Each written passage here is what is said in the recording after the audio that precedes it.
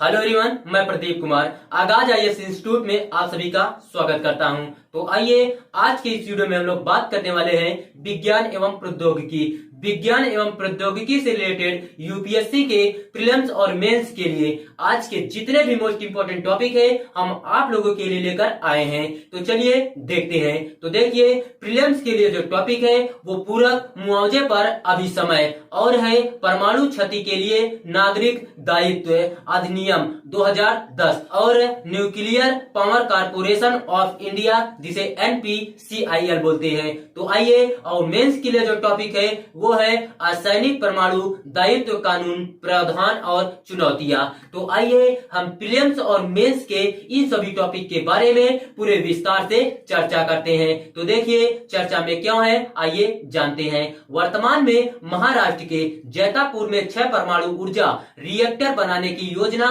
जो कि विश्व की सबसे बड़ी विचाराधीन परमाणु ऊर्जा उत्पादन साइट है, भारत के परमाणु दायित्व कानून से संबंधित मुद्दों के कारण 1 दशक से अधिक समय से विलंबित है। असैन्य परमाणु दायित्व पर कानून क्या है, आइए देखते हैं। सबसे पहले हम लोग परिचय जानते हैं। परिचय क्या है, तो देखिए, असैन्य परमाणु दायित्व पर कानून यह सुनिश्चित करता है कि परमाणु घटना या आपदा के कारण पीड़ितों को हुई क्षति के लिए मुआवजा उपलब्ध कराया जाए, और यह भी निर्धारित करता है कि उस क्षति के लिए कौन उत्तरदायी होगा।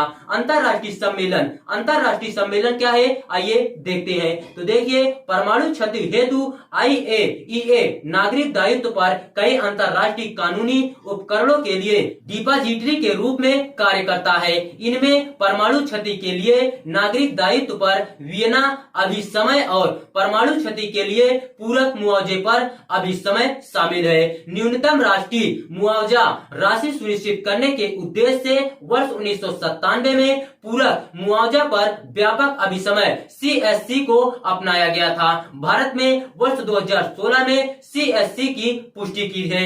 परमाणु क्षति के लिए नागरिक दायित्व अधिनियम 2010 क्या है, आइए देखते हैं। सबसे पहले हम लोग उद्देश्य जानते हैं। तो देखिए, भारत ने वर्ष 2010 में परमाणु दुर्घटना के पीड़ितों हेतु एक त्वरित मुआवजा तंत्र स्थापित करने के लिए CLNDA को अधिनियमित किया था। संचालकों पर देयता क्या है, आइए देखते हैं। CLNDA के अनुसार परमाणु संयंत्र के संचालक सख्त और बिना किसी गलती के दायित्व के अधीन है, जिसका अर्थ है कि वह किसी भी लापरवाही एवं नुकसान हेतु उत्तरदायी है। यह निर्दिष्ट करता है कि दुर्घटना के कारण हुई नुकसान के मामले में संचालकों को 1500 करोड़ रुपए की राशि का भुगतान करना होगा। इसके लिए संचालकों को बीमा या अन्य वित्तीय सुरक्षा के माध्यम से देयता को कवर करने की भी आवश्यकता होती है। सरकार की भूमिका क्या है, आइए समझते हैं।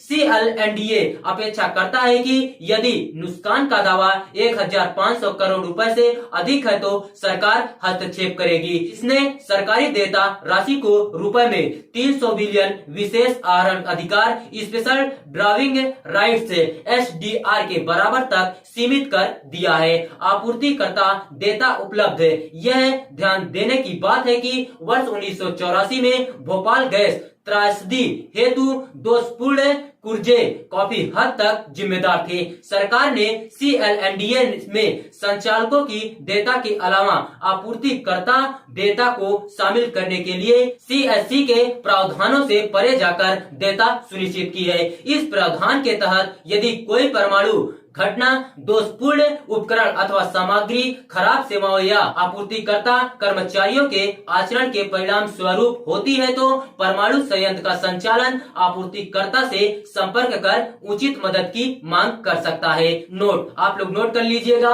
CSC के अनुसार केवल 2 परिस्थितियों में किसी राष्ट्र का राष्ट्रीय कानून एवं आपूर्तिकर्ता को उत्तरदायी ठहराने के लिए संचालक को मदद का अधिकार प्रदान कर सकता है। अगर यह अनुबंध संबंध में विशेष रूप से वर्णित हो। ये अगर परमाणु घटना नुकसान पहुंचाने के इरादे से किए गए किसी कार्य अथवा चूक के परिणाम स्वरूप होती है। परमाणु सौदे में आपूर्तिकर्ता दायित्व खंड क्या है, आइए देखते हैं। सबसे पहले हम लोग विदेशी और घरेलू आपूर्तिकर्ताओं के लिए बाधा क्या है, आइए देखते हैं। यह देखते हुए कि भारत एकमात्र ऐसा देश है जिसके पास आपूर्तिकर्ताओं से नुकसान की मांग की अनुमति देने वाला कानून है। परमाणु उपकरणों के घरेलू और विदेशी दोनों निर्माता भारत के साथ परमाणु समझौतों को लागू करने के लिए अनिच्छुक रहे हैं। आपूर्तिकर्ताओं के लिए अधिक जोखिमपूर्ण क्या है, आइए देखते हैं। आपूर्तिकर्ताओं ने CLNDA के तहत संभावित रूप से असीमित देयता के संपर्क में आने के बारे में चिंता जताई है, क्योंकि मुआवजे की राशि कानून के तहत तय नहीं है, क्योंकि यह ऑपरेटर के लिए तय की गई है। चूंकि मुआवजे की राशि आपूर्तिकर्ताओं के लिए कानून द्वारा उस प्रकार निर्धारित नहीं है जैसा कि संचालकों के लिए निर्धारित है। आपूर्तिकर्ताओं ने CLNDA के तहत संभावित रूप से असीमित दायित्वों को लेकर चिंता व्यक्त की है। इसके अतिरिक्त उन्होंने यह स्पष्टता को भी उजागर किया है कि क्षति के मामले में मुआवजे हेतु कितनी राशि को पृथक रखना है। स्पष्टता की कमी से अन्य कानून शामिल है, आइए देखते हैं कौन से कानून है। परमाणु क्षति के प्रकारों पर एक व्यापक परिभाषा के अभाव में अधिनियम संभावित रूप से अन्य नागरिक कानूनों के माध्यम से ऑपरेटर और आपूर्तिकर्ताओं के खिलाफ नागरिक देयता के दावों को लाने की अनुमति देता है, आपराधिक देयता को आकर्षित करता है। आइए देखते हैं।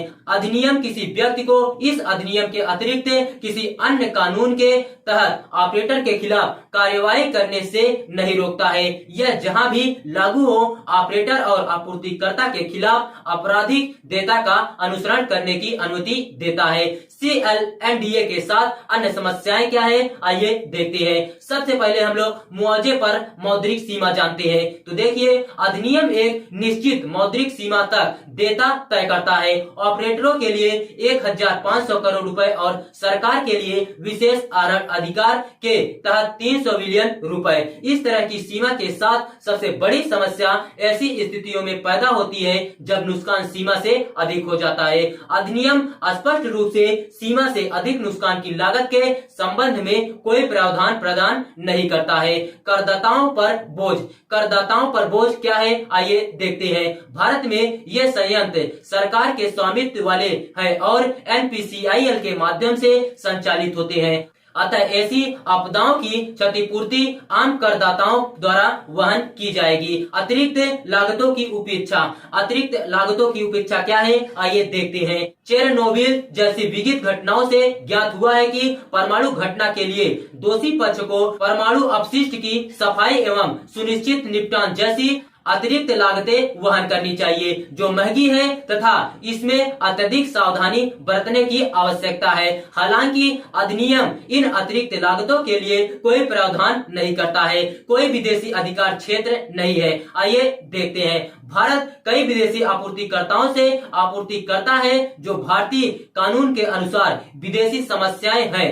भारतीय मुआवजे की मांग के लिए विदेशी न्यायालय में नहीं जा सकते। आगे की राह क्या है, आइए हम लोग समझते हैं। विदेशी आपूर्तिकर्ता से मुआवजे मांगे जाने की स्थिति में विदेशी न्यायालयों तक पहुंच प्राप्त करने के लिए अतिरिक्त प्रादेशिक क्षेत्राधिकार के प्रावधान किए जाने चाहिए। अंतर्राष्ट्रीय समझौते या एक मजबूत विवाद समाधान तंत्र बनाया जा सकता है। आपूर्तिकर्ताओं को विश्वास में लेने हेतु उनकी देवदारी की सीमा भी सुनिश्चित होनी चाहिए तथा बीमा राशि की भी अधिकतम सीमा निश्चित होनी चाहिए। अस्पष्टता के समाधान हेतु कानून में संशोधन किया जाना चाहिए और आपराधिक दायित्व के प्रावधानों को आसान बनाया जाना चाहिए या आपराधिक कार्यवाही के दायरे को स्पष्ट किया जाना चाहिए। वैकल्पिक वित्त पोषण तंत्र का अन्वेषण अन्वेषण किया जाना चाहिए, जैसे कि बीमा या एक समर्पित निधि जो यह सुनिश्चित करे कि आर्थिक भार पूरी तरह से करदाताओं पर नहीं है। तो देखिए, अगर आप लोगों को इसका पीडीएफ चाहिए तो इसका पीडीएफ हम टेलीग्राम चैनल पर अपलोड कर देंगे। टेलीग्राम चैनल का नाम है